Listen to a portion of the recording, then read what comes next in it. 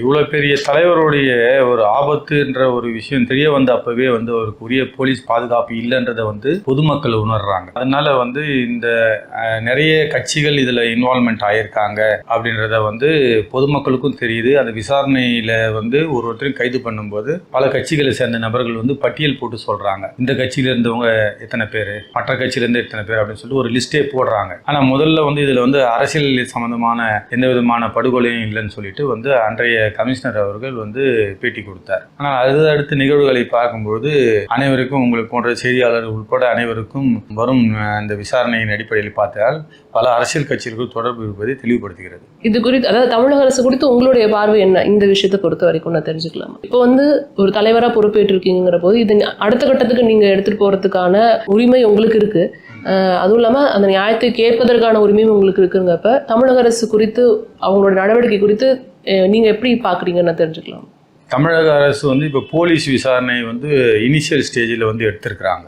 அதாவது கைது பண்ணி நடவடிக்கை எடுக்கிறது என்பது ஒரு முழுமையான விசாரணை கிடையாது. இப்போ தற்சமயம் ஒரு இனிஷியல் ஸ்டேஜ். இப்போ இது வரைக்கும் ஒரு 16 பேர் வரைக்கும் கைதாயிருக்கிறாங்க.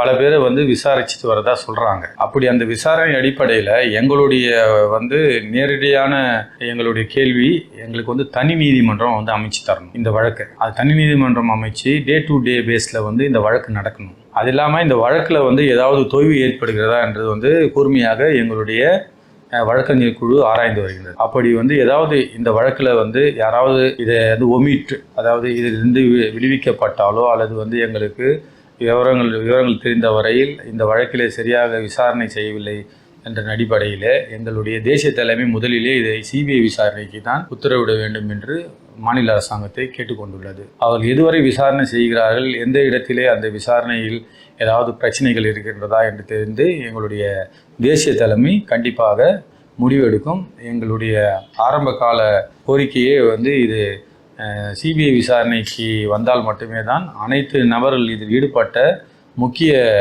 பொறுப்பில் உள்ளவர்கள் உட்பட அனைவரையும் இதில் நடவடிக்கை எடுக்க முடியும் என்பது எங்களுடைய தேசிய தலைவருடைய கோரிக்கை.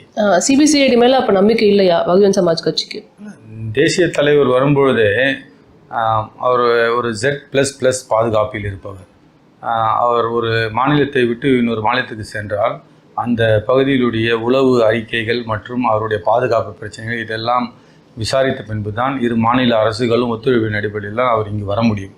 அவர் இங்கே வரும்பொழுதே ஒரு நாள் நேரம் இருந்தது.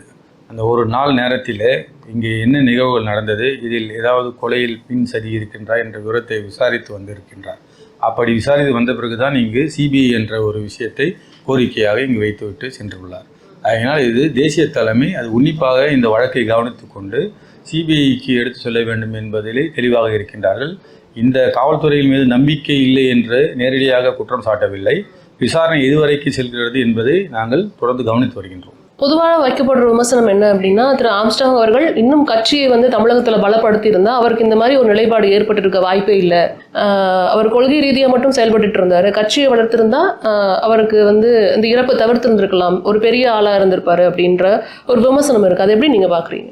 மற்ற கட்சிகளுடைய ஒரு சாதாரணமாக ஒரு சின்ன அரசியல் கட்சிகள் தொடங்கினா கூட மீடியாவில் முன்னிலைப்படுத்தி அவர்கள் சில விஷயங்களை சொல்லி அந்த கட்சி இருப்பது போல காட்டிக்கொள்வார்கள்.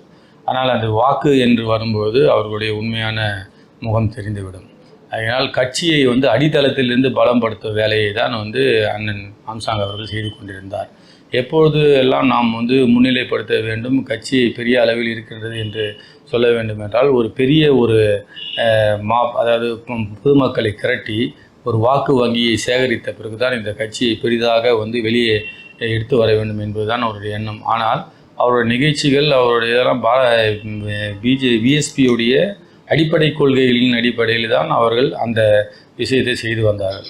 நீங்கள் ஏற்கனவே யூபி போன்ற மாநிலங்களை பார்த்தீர்கள் என்றால் ஆட்சிக்கு வரும் வரை அந்த கட்சி அங்கு இருந்ததாகவே பெரிய அளவிலே யாருக்கும் தெரியாது. ஏனென்றால் மீடியாக்கள் யாரும் அவர்களை முன்னிலைப்படுத்த மாட்டார்கள்.